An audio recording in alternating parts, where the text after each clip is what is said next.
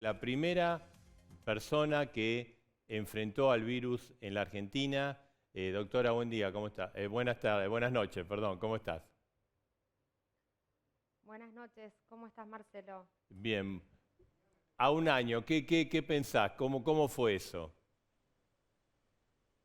Bueno, primero tengo que decir que no fui yo sola, sino todo un equipo, ¿no? Eso es claro, es así, hay todo un equipo atrás de la atención de los pacientes. Este fue un caso más, el primero. Fue, bueno, un momento de gran incertidumbre para todos los profesionales de la salud. Habíamos preparado todos los protocolos que correspondían para atender a un paciente con COVID, para prevenir las infecciones de otros pacientes y para prevenir la transmisión hacia el personal de salud, pero bueno, todavía se sabía muy poco. Mirando para atrás, no sabíamos, no teníamos claro conocimiento de cómo se transmitía, había mucho temor. Y bueno, se hizo en ese momento lo mejor que se pudo hacer. Nosotros fuimos en ese momento a un centro de derivación para pacientes con COVID del sistema privado de Swiss Medical. Seguimos siendo, somos un centro que continúa recibiendo pacientes con COVID en forma exclusiva, es decir, que tuvimos mucha experiencia y pasaron muchísimos pacientes por el sanatorio. Ese paciente fue un caso leve, por suerte un caso no complicado, Claro. permaneció mucho tiempo en el sanatorio porque era el momento en el que todavía, digamos, se aislaba aún, se internaba aún a los pacientes leves porque no sabíamos cómo iban a evolucionar, aún sin comorbilidad, es decir, sin factores de riesgo para mala evolución. Este paciente Claro. permaneció internado bastante Gabriela, tiempo. me imagino que todo el Sí. temor, ¿no? Porque después que a lo largo del año habrán tratado un montón de casos, el temor entre vos, entre el equipo médico del Sanatorio Agote. Usted estaba en el Sanatorio Agote, ¿no? ¿Qué Sí, sí, pensaban sí, sí, ustedes? allí se atendió el paciente. Bueno, yo creo que tuvimos temor todos, en particular las primeras veces que íbamos a ver a un paciente, todo el personal de salud teníamos temor digamos, hay una secuencia de retiro del equipo, que es el momento, el equipo de protección personal, que es el momento de más riesgo, y bueno, todos sabíamos que teníamos que ser muy rigurosos en el momento, en el cómo nos retirábamos en el equipo, en la colocación de alcohol en gel entre cada uno de los elementos que uno se va retirando. Es decir, que todo esto generaba, digamos, algo nuevo para todos nosotros, y esto, por supuesto, que representaba temor. Yo en particular sentí más temor cuando se empezaron a enfermar mis compañeros. Creo que Claro. ahí fue un momento de quiebre para todos nosotros. Acordate que al principio no se usaba barbijo. Nosotros se empezaron a enfermar los primeros médicos cuando todavía no habíamos adquirido la modalidad de uso de barbijo en forma universal, aún circulando dentro del sanatorio. Y Sí. creo que ese fue el momento, digamos, de más miedo, porque bueno, uno ahí ve, digamos, que hay transmisión y que cuando ves un par que tiene la infección, es el momento de mayor Ah, temor, porque es cuando ves que evidentemente se transmite el claro. virus. Yo en Cla- particular no me infecté. claro, no, por suerte, ¿no? Te cuidaste. Claudio Pazzi, bueno, era un paciente particular, estaba en buenas condiciones físicas, por suerte está, ¿no? Porque, eh, pero fue como, bueno, el paciente cero, el que marcó el inicio del COVID en la Argentina, ¿no?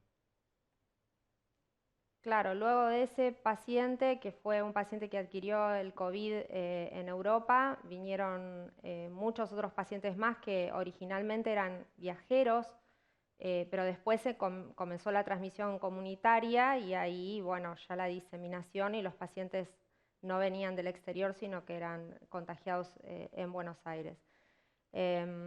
Nosotros tuvimos la suerte de tener mucho apoyo en el sanatorio para poder, digamos, atender muy bien a estos pacientes. Digamos, digo, la verdad es que hubo mucho apoyo a todo el personal de salud para, digamos, tener disponibilidad de todos los recursos. En el sanatorio en el que yo estuve, después se investigó plasma de convalecientes, investigamos plasma de convalecientes, suero equino, Ah, y ahora yo estoy investigando también, de la mano de Swiss Medical, la vacuna de Johnson y Johnson, que es claro. una vacuna más para COVID-19. Así que la verdad es que recorrimos un camino que era impensable para ese momento. Yo no hacía investigación y empecé a hacer a partir de la pandemia y bueno, no paramos. Gabriela, lamentablemente me imagino que a lo largo de este año, bueno, también tuviste pacientes que fallecieron. Sí, por supuesto. ¿Cómo lo están viviendo todo eso? Bueno, aprovecho para destacar el trabajo de todos los terapistas de mi sanatorio y de todos, que son los que más le ponen el cuerpo al paciente en cuanto a cantidad de tiempo que permanecen al lado de un paciente, porque hacen intervenciones, colocan vías, pronan a los pacientes. La verdad es que es un trabajo que con el equipo de protección personal puesto que la verdad es sumamente difícil porque uno se siente rápidamente agobiado y se lo quiere sacar. Y ellos, la verdad que destaco en particular el trabajo de ellos. Por supuesto que han fallecido pacientes, hemos luchado muchísimo de todas las maneras posibles. Yo como interconsultora, digamos, y todo el equipo de terapia para que esto no ocurra. Obviamente que hay pacientes que han sido, digamos, muy difíciles. Ya sabemos que la edad y algunas comorbilidades generan mayor riesgo, ¿no? Te decía porque además de la pérdida humana, obviamente, está el hecho de que en estos casos los pacientes morían en soledad. O sea que ustedes, además de la tarea médica, tenían que hacer una tarea social, de ayuda, de apuntalamiento, de acompañar hasta último momento a esos pacientes irreversibles. Sí, eso en particular el equipo de terapia es el que más acompañó y bueno, hay un montón de anécdotas. También tenemos anécdotas buenísimas de cuando los pacientes que han permanecido 2 meses internados y han estado en respirador durante más de 2 meses, inclusive han salido adelante y eso para nosotros es súper reconfortante, ha sido una alegría enorme para todo el equipo. Así que me quedo con eso, con la idea de que luchamos lo más posible todos en equipo. Creo que el trabajo en equipo es fundamental de todas las disciplinas, ¿no? Infectología es una parte, pero por supuesto que el trabajo de los clínicos, de los terapistas, Gabriela, la dirección del sanatorio, digamos. Al inicio acordate que había aplausos a los médicos, ¿no? Creo que era a las 21 horas. Bueno, después eso pasó, después hubo hechos de que a los médicos en un departamento no querían que vivieran en el edificio, el consorcio, hubo casos aislados, ¿no? Por suerte.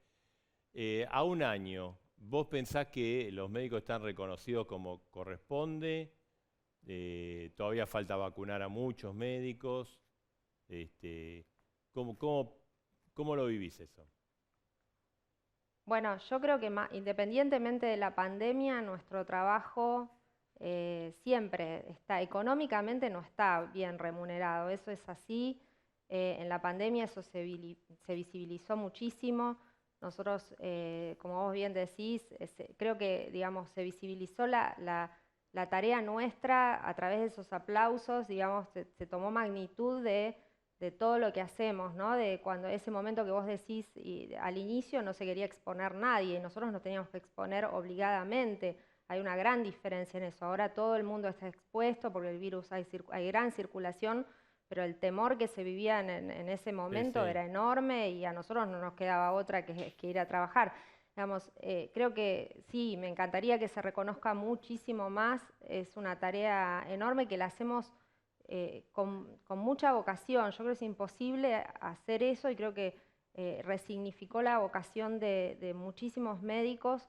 Es decir, nadie se quiso ir corriendo de ser médico, ¿no? Todos quisimos ayudar, eso yo lo viví y yo siempre celebro eso y admiro a mis compañeros por toda la tarea que hacemos.